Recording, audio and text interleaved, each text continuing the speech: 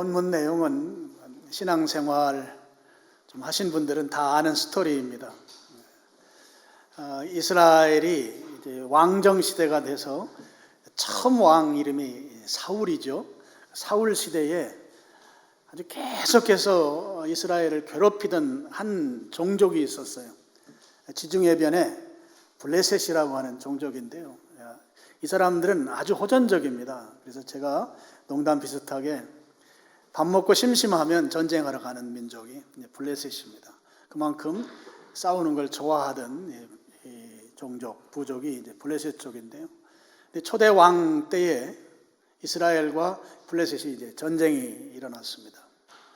그래서 젊은이들이 다 징집이 돼서 이제 전쟁 현장으로 갔죠. 물론 그 시대는 왕이 군왕 시대이기 때문에 왕이 맨 앞에서 진두지휘하는 게 전쟁의 일반적인 모습입니다. 사울 왕도 그 전쟁에 참전을 했죠. 그런 상황인데 블레셋의 그 최고 장수인 우리가 잘 아는 골리앗이라고 하는 사람이 누구든지 나와 1대1로 맞짱을 뜨자. 그래서 지면 그 지는 민족이 종이 되는 것으로 하자. 이런 아주 제안을 아주 고함을 치면서 큰 소리로 말했던 것입니다. 근데 골리앗은 성경에 보면 키가 약 3m 정도 돼요. 뭐 요즘 3m 되는 분 없잖아요. 2m 되는 분은 계셔도 상당히 그 기골이 장대한 그런 사람이 이스라엘 민족을 향해서 뭐 같이 싸울 필요 없이 대표끼리 한번 1대1로 붙어서 이기면 지는 민족, 이기는 민족에게 무릎 꿇는 걸로 하자. 그런 고래고래 아주 소리를 지른 거죠. 그때 마침 다윗이 그 전쟁에 나간 형님 3분이 전쟁에 나갔어요. 보통 이제 20세 이상이 될 때 전쟁에 참전할 수가 있거든요. 그러면 형들 이제 3명이 갔다고 하는 것은 다윗이 8남매인데 8형제인데 말제란 말이에요. 그러니까 나이를 대략 계산하더라도 한 청소년기에 있었을 것으로 보이는 거예요, 다윗이. 그런 다윗에게 아버지가 형들 어떻게 잘 지내는지 한번 가서 보고 확인하고 와서 좀 나에게 알려달라고 걱정이 되니까 아버지가 심부름을 시킨 거죠. 그래서 그 전쟁터에 가보니까 지금 그 난리가 일어난 거예요. 그랬을 때 이제 다윗이 그 얘기를 듣고 심히 이제 열이 받친 거예요. 왜 열 받쳤는가 하면 그럼 45절 보시겠습니다. 45절 17장 45절 보면 다윗이 블레셋 사람에게 이르되 너는 칼과 창과 단창으로 내게 나아오거니와 나는 만군의 여호와의 이름 곧 내가 모욕하는 이스라엘 군대의 하나님의 이름으로 내게 나아가노라 그랬습니다. 다윗이 가만히 듣자 하니까 이 골리앗이라는 사람이 하나님의 군대를 모욕한다는 거죠. 하나님의 백성을 모욕하고 있는 거예요. 그 하나님의 백성을 모욕한다는 것은 하나님을 모욕하는 것으로 지금 다윗이 들은 것입니다. 감히 이방 민족이 하나님을 모욕하다니. 그래서 다윗 속에서 막 이 분노, 적개심이 타올라는데 그 타오른 이유는 딱 한 가지입니다. 하나님은 결코 모욕당하시면 안 된다 하는 것이죠. 그래서 저 모욕하는 저자를 그대로 살려둘 수가 없다. 그래서 다윗이 자기가 참전하겠다고 하는 거예요. 그 내용들이 야, 너가 어떻게 가냐 뭐 이런 우여곡절이 쭉 중간에 있습니다만 어쨌든 다윗이 골리앗과 1대1로 맞짱 뜨기 위해서 나아갑니다. 나아갈 때 다윗이 무기를 가지고 나갔는가? 그렇지 않아요. 오늘 읽은 말씀 가운데 50절 보면 자기 손에는 칼이 없었더라 그랬어요. 그러니까 무기를 가지고 나가지 않은 거죠. 우리가 잘 아는 대로 다윗은 양을 치는 목자였습니다. 들판에서 양을 칠 때 양을 공격하는 맹수들이 있죠. 그러니까 목자는 맹수를 물리쳐야 하고 양을 보호해야 되는 그런 사명이 있는 존재죠. 그래서 맹수를 물리치는 도구로 그가 사용했던 것이 이제 물매라고 하는 도구입니다.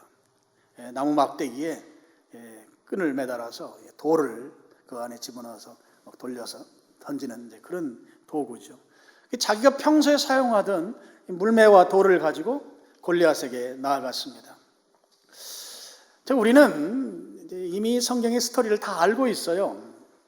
그래서 결과도 다윗이 이긴 걸 다 알고 있고 오늘 그 본문을 읽었습니다.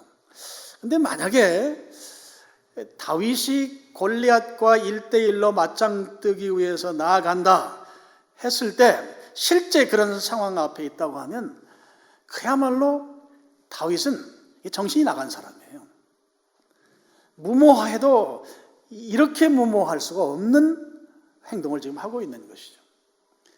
300타 가까이 되는 그 적의 군대 전문가 장수가 있고, 이 사람은 지금 아직 군대에 징집도 될 만한 나이도 안 되고, 그리고 그렇다고 해서 무기를 가지고 나가는 것도 아니고 또 군사훈련이 잘 된 사람도 아니고, 단지 하나님은 모욕당하면 안 된다.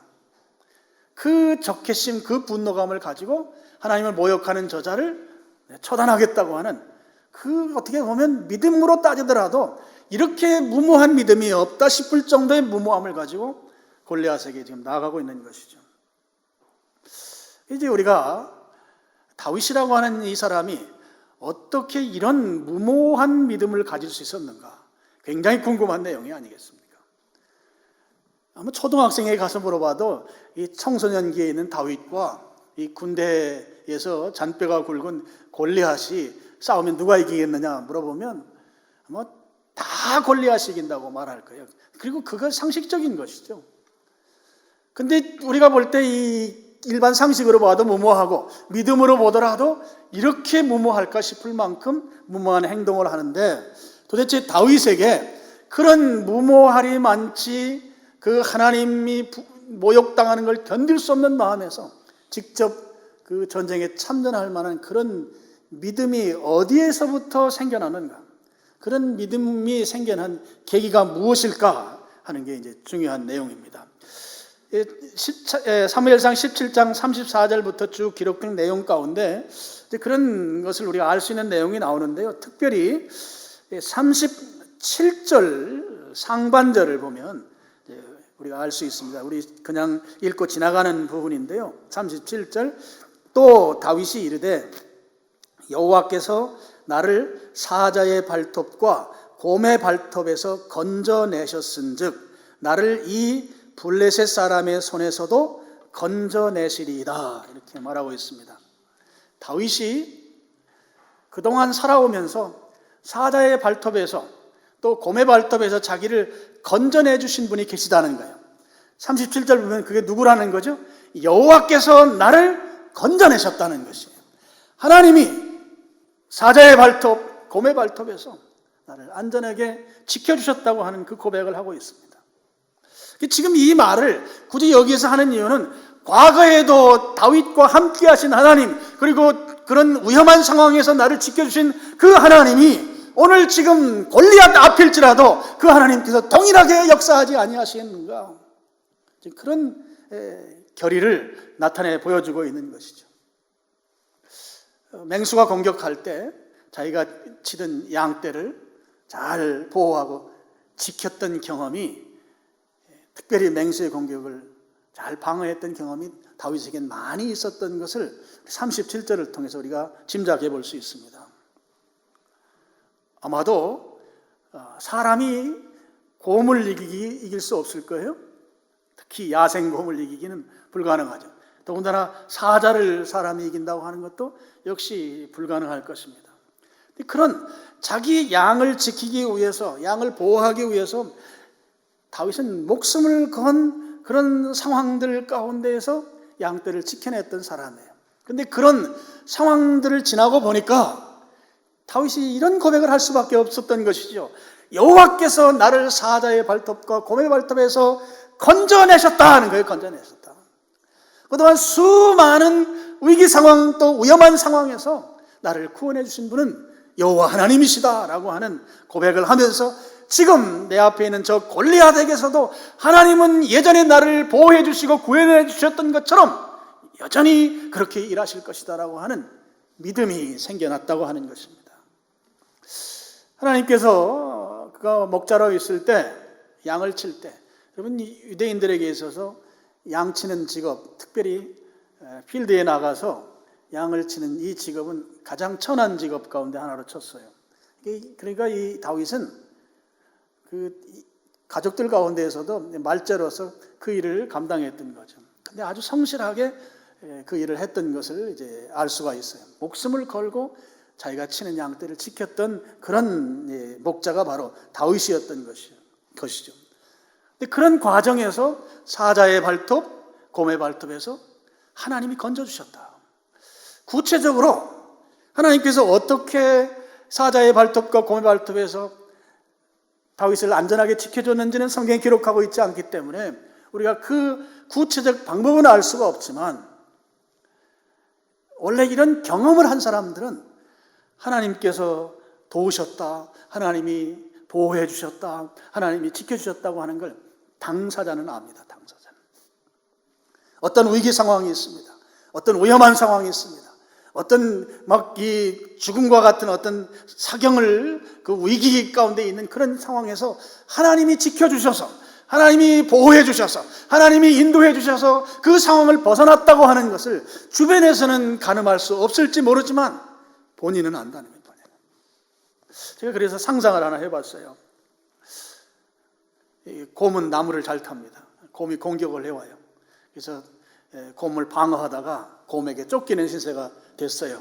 상상이에요. 그래서 다윗이 나무를 타고 올라갔습니다.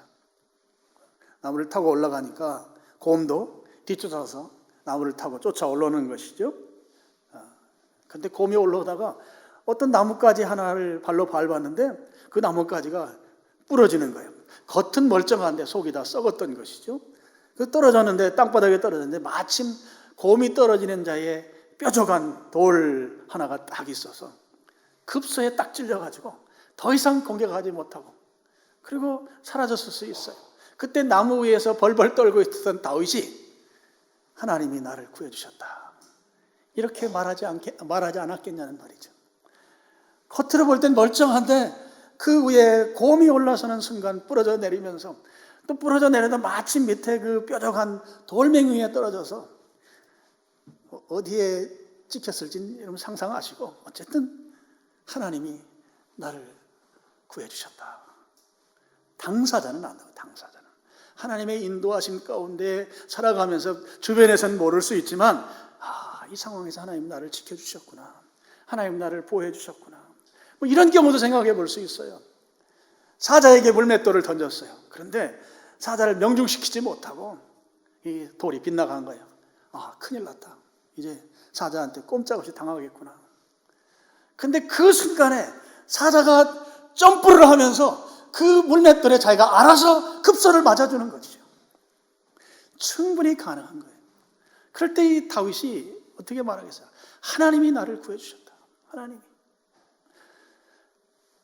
제대로 던진 이 물맷돌이 빗나갔는데 사자가 쫓아가서 맞아주는 거예요.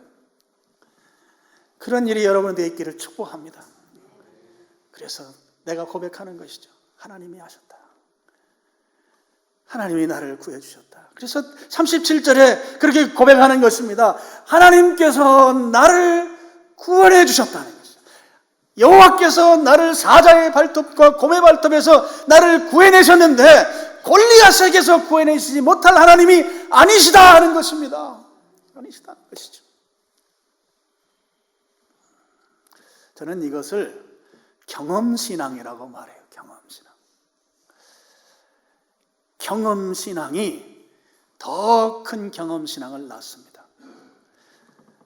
사자와 곰의 발톱으로부터 하나님이 나를 구해주셨다고 하는 것, 이 상황은 하나님이 나 구해주신 거야. 이 상황은 하나님이 나를 보호해주신 것이야. 하나님이 나를 지켜주신 거야 라면서 직접 경험했던 그 경험들이 내 삶 가운데 내 믿음으로 누적되니까 도무지 감당할 수 없을 것 같은 그 큰 위기 상황에서도 그 경험신앙이 그것을 너끈히 이기고도 남게 만든다 하는 것이죠. 다윗에게는 오늘 37절이 그래서 중요해요. 양을 치면서 크고 작은 하나님 경험이 있었던 것이죠. 우리가 처음부터 사자의 발톱, 곰의 발톱이 아니에요. 처음에 작은 것부터 믿음의 경험이 중요해요. 작은 것부터. 그래서 저는 제 서재가 복잡해요. 그래서 뭘 찾다가 못 찾는 경우가 있어요. 분명히 뭔 자료가 필요한데 말씀을 준비하다가 그럼 저는 기도합니다. 하나님, 이 자료가 지금 꼭 필요한데 좀 찾게 해주세요. 뭐 컴퓨터도 뭐 자료들이 여기저기 있어가지고 참 찾는데 시간이 많이 걸리고 힘든 측면에서 기도하는 거죠. 근데 기도하면 그 참 신기하게 찾게 돼요. 그럼 제가 저만 아는 거죠. 주님이 시간 많이 안 걸리게 하고 이렇게 하셨다. 하나님이 하셨다. 이런 작은 경험들, 정말 작은 경험들이 누적되면 그 다음에 그보다 좀 더 믿음의 큰 경험들을 하기 시작하는 거죠. 그 큰 경험이 더 큰 경험으로 진보해 나가는 것이죠. 그래서 지금 다윗이 골리앗에게 아무런 무장도 하지 아니하고 나아갈 수 있는, 우리가 볼 때 전혀 무모한 이런 태도를 보이는 것은 그에게 경험신앙이 누적됐기 때문에 그렇다는 거예요. 신앙이 경험으로 누적됐기 때문에 큰 믿음의 그 상황, 어쩌면 죽을지도 모르는 그야말로 무모한 상황이죠. 그냥 놓고 보면 저게 제정신이 아닌 그런 행동을 취하는 것이잖아요. 가면 죽기밖에 더 하겠어요. 일반적으로 볼 때. 그런 상황에 기꺼이 하나님의 백성을 모욕한 그들, 하나님을 모욕한 자들에 대해서 내가 그냥 두고 볼 수 없다고는 이 마음속에 끓는 분노를 가지고 나아갈 수 있었던 그 근거는 축적된 경험신앙이다 하는 거예요. 축적된 경험신앙. 오늘 다윗이 하나님을 경험했던 이 신앙이 축적되어 있기 때문에 일반적으로 보면 죽을 수밖에 없는 그 상황, 패배할 수밖에 없는 그 상황에 기꺼이 담대히 나갈 수 있었다고 하는 것입니다. 그렇게 나가서 골리앗을 죽이잖아요. 일어날 수 없는 일이 일어난 것이죠. 우리가 이제 성경 읽으면서 그냥 지나가니까 그렇지 이게 일어날 수 있는 일입니까? 그러니까 다윗은 골리앗을 죽이면서 그가 고백한 건 뻔합니다. 하나님이 하셨습니다. 하나님께서 저를 쓰셔서 하셨습니다. 이 고백밖에 할 고백이 없는 것이죠.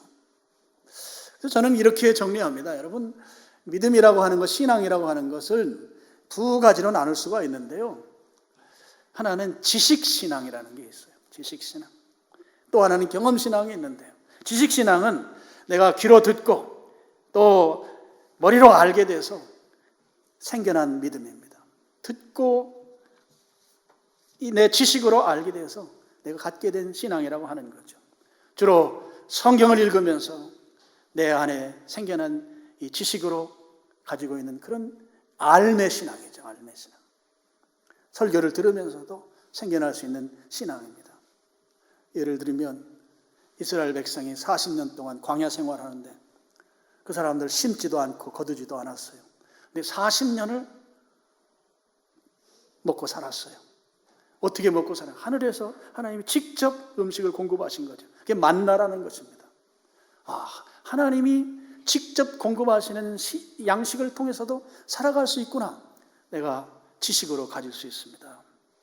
또 홍해를 건넌 경험, 그 큰 물을 둘러 가르고 거기에 길을 내셔서 홍해를 건너가겠다. 하나님은 홍해도 가르칠 수 있는 하나님이시다. 내가 듣고 알고 지식으로 가질 수 있어요. 성경에 많은 환자들이 치료되는 기록들이 있습니다. 하나님께서 또 선지자를 통해서, 예수님께서 또 제자들을 통해서 많은 환자들이 치료되는 역사가 있어요.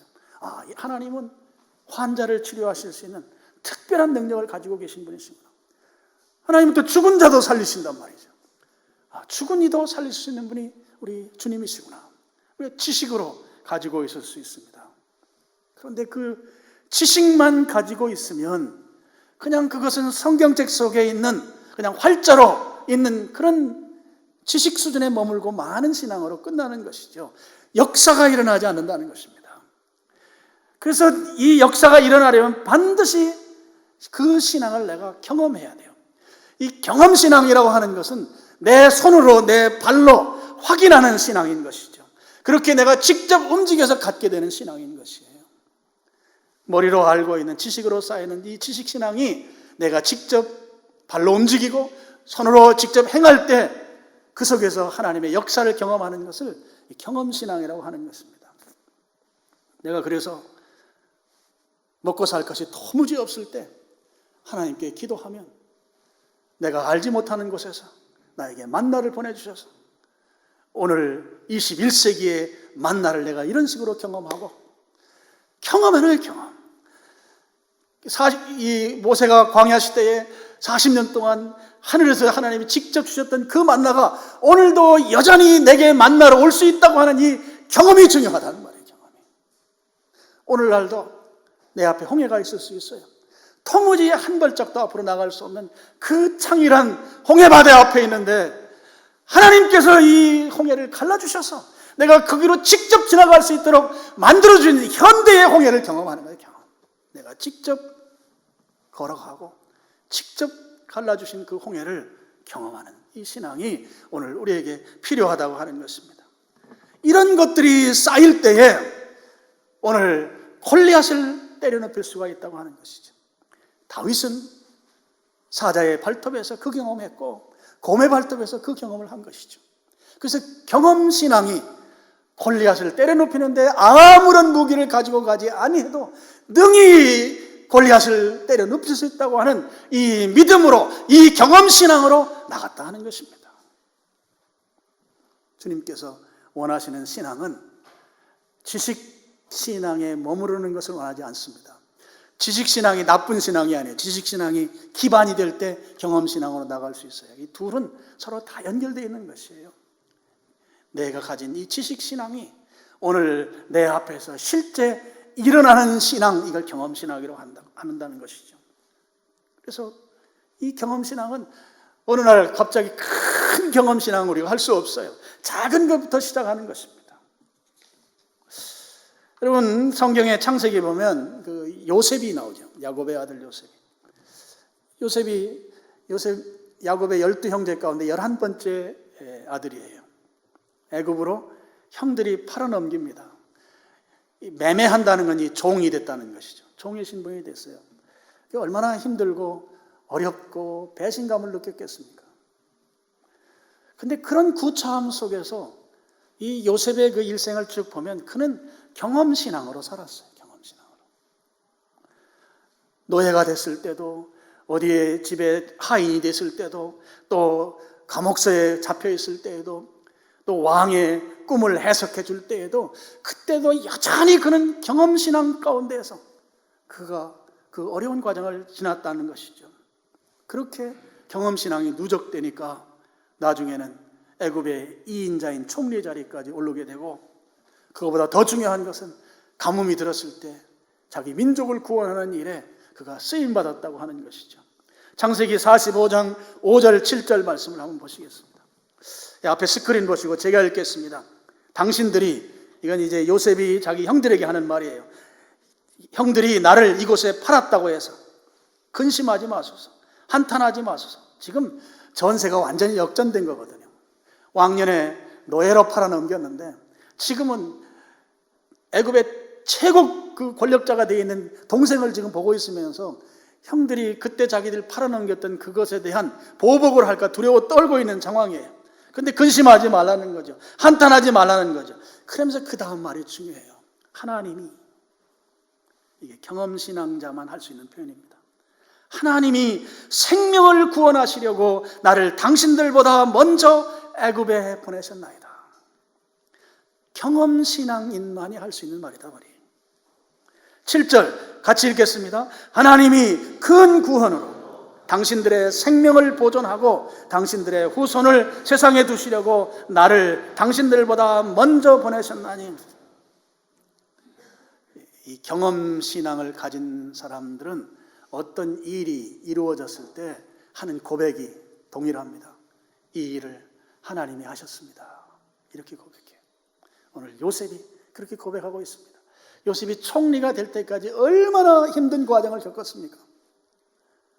죽음의 고비를 얼마나 넘겼냐는 말이에요. 그런 고비를 넘기고 지금 와서 하나님께서 나를 우리 민족 살리려고 먼저 보내셨다. 하나님이 하셨다는 거예요. 하나님이 하셨다. 그 고백이 하나님이 하셨습니다. 하나님이 하셨습니다. 하나님께서 나 요셉을 쓰셨습니다. 하나님께서 나 다윗을 쓰셨습니다. 하나님께서 나를 쓰셔서 골리앗을 넘어뜨렸습니다 라고 고백하는 것이죠. 하나님이 하셨다는 거예요. 그러면 그렇지, 우리 하나님이 실수할 분이 아니시지. 그때는 하나님이 실수한 걸로 생각하고 원망이 되고 불평이 되고 속이 상했는데, 그러면 그렇지 하나님이 실수할 분이 아니시지. 이런 감사와 간증을 만들어내는 것이 경험신앙이라고 하는 것이죠. 여러분, 내가 가진 하나님에 대한, 또 하나님의 기적에 대한 이 지식적 수준에서의 신앙을 경험신앙으로 발을 내딛기를 축원합니다. 내가 발걸음을 옮겨야 내가 하나님을 경험하는 거예요. 내가 발걸음을 옮겨야 성경에 있는 만나를 내가 먹고요, 내가 발걸음을 옮겨야 홍해가 갈라진 그 경험을 내가 한다고 하는 것이죠. 발걸음을 옮겨야 하나님의 그 생생한 성경 속에 나오는 이 활자로만 묻혀있는 이 하나님이 내게 생생하게 역사하는 하나님으로 내가 경험할 수 있다는 것이죠. 골리앗하고 다윗이 대결을 벌였습니다. 우리가 잘 쓰는 말로 객관적으로 누가 이기는 게 맞습니까? 상식적으로 누가 이기는 게 맞아요? 우리 초등학교 다니는 아이들에게 다 물어도 골리앗이 이기는 게 맞다고 할 거예요. 골리앗이 이겨야 돼요. 통계적으로, 상식적으로 모든 걸 다 비교해 봐도 골리앗이 이겨야 돼요. 그게 맞죠. 다윗과 골리앗은 이게 비교할 수 없을 만큼 실력 차이가 나는 상황인 거죠. 그런데 성경은 다윗이 이겼다고 나옵니다. 그러면 다윗이 골리앗을 이긴 건가요? 아니죠. 하나님이 골리앗을 이기신 것이죠. 하나님이 골리앗을 이긴 것이죠. 하나님이 골리앗을 이긴 것이죠. 다윗을 쓰셔서 하나님이 골리앗을 이기신 것입니다.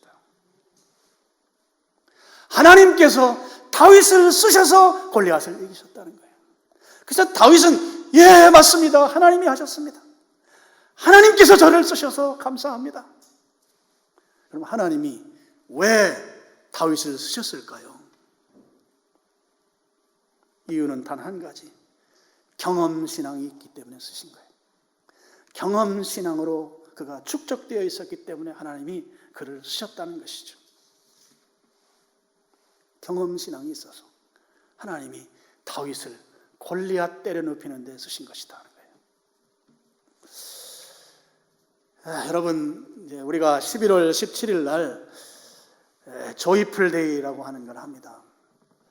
불신자를 교회당에 초청하는 거예요.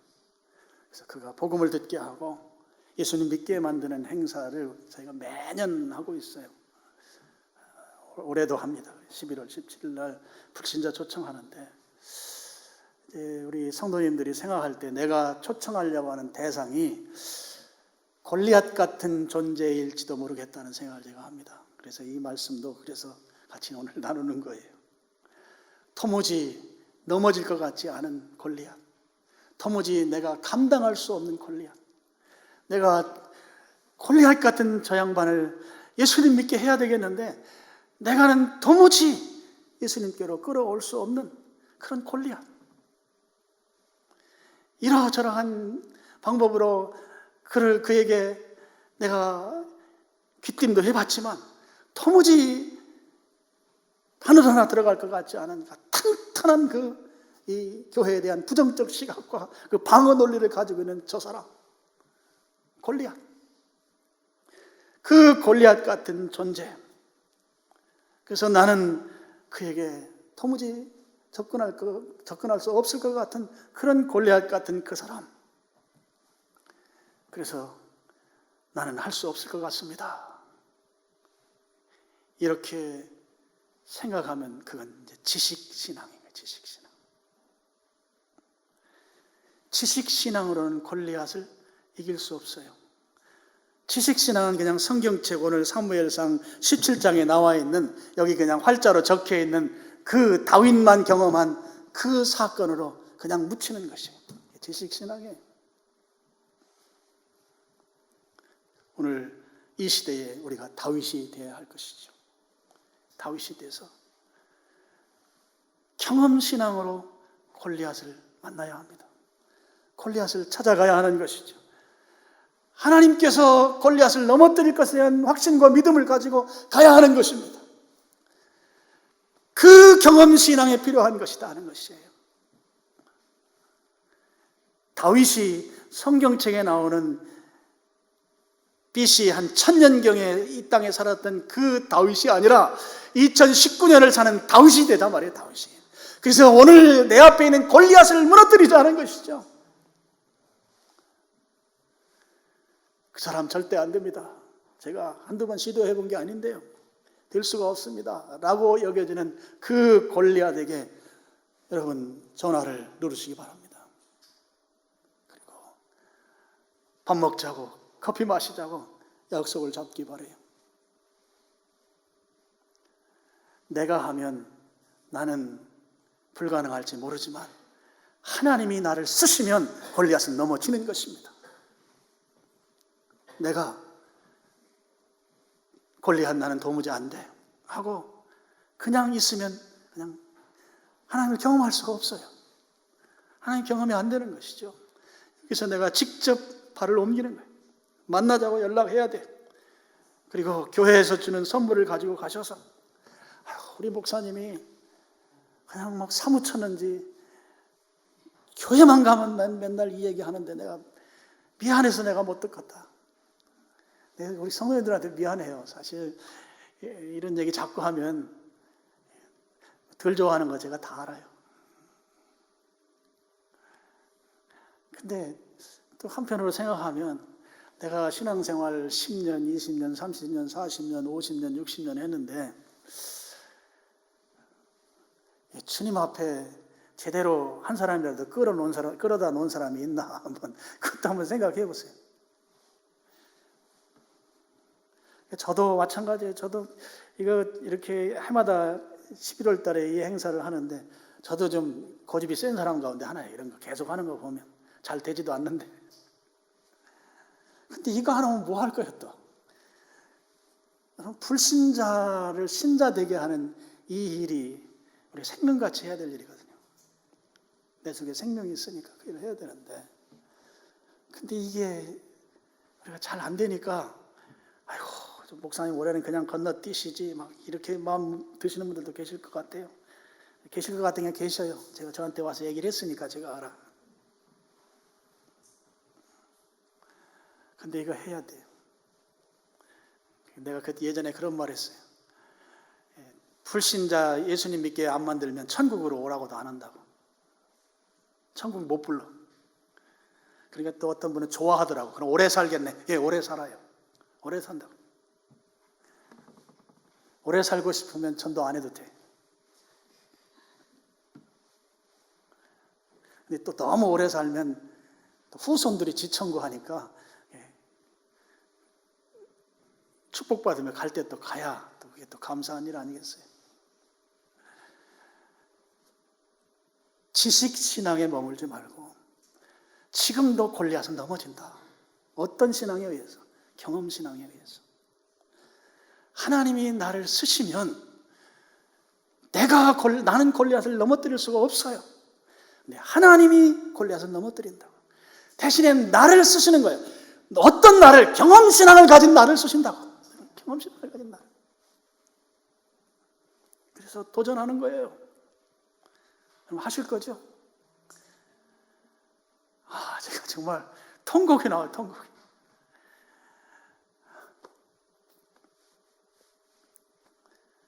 주님 우리를 알거든요. 사람 앞에서는 우리가 위장을 할 수 있지만 주님 앞에서는 위장을 못해요. 그래서 통곡이 나오는 거예요. 자, 마지막 성경 구절 하나만 보고 마치겠습니다. 누가복음 15장 7절입니다. 같이 좀 보시고 읽겠습니다. 내가 너희에게 이르노니 이와 같이 주인 한 사람에게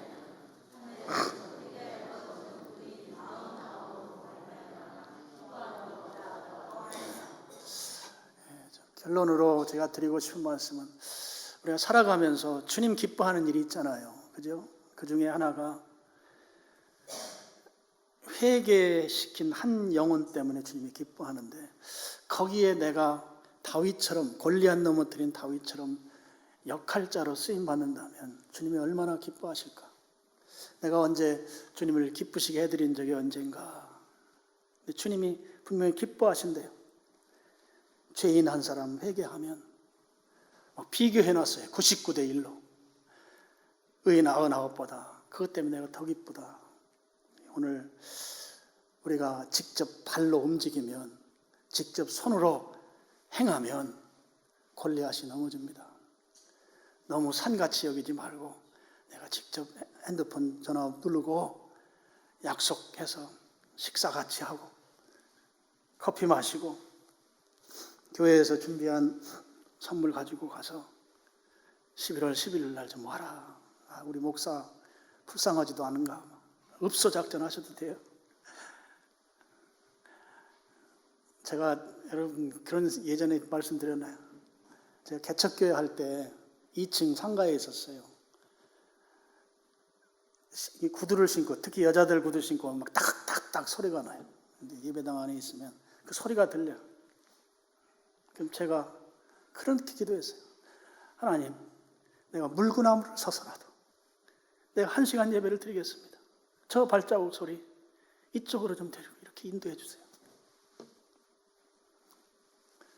그 영혼에 대한 이 우리의 생각이 그냥 나에 머무르지 않았으면 좋겠어요. 주님이 기뻐하시는 일인데 이 기뻐하는 일에 좀 주님께 기쁨 드리자. 그것도 주님이 하신다는 거예요. 우리가 가진 경험신앙으로 나아가면 골리앗이 넘어지거든. 이 골리앗 같은 존재라 할지라도 이 경험신앙으로 나가자고요. 내가 미리 그냥 지식신앙 수준에서 머물지 말고 골리앗 넘어뜨린 이 신앙으로 나가자. 그래서 주님께 기쁨을 드리자. 그래서 올해 연말을 나 때문에 주님이 기뻐하시도록 하는 일에 다 같이 참여해 주실 것을 주님의 이름으로 부탁드립니다. 기도하겠습니다. 하나님 아버지,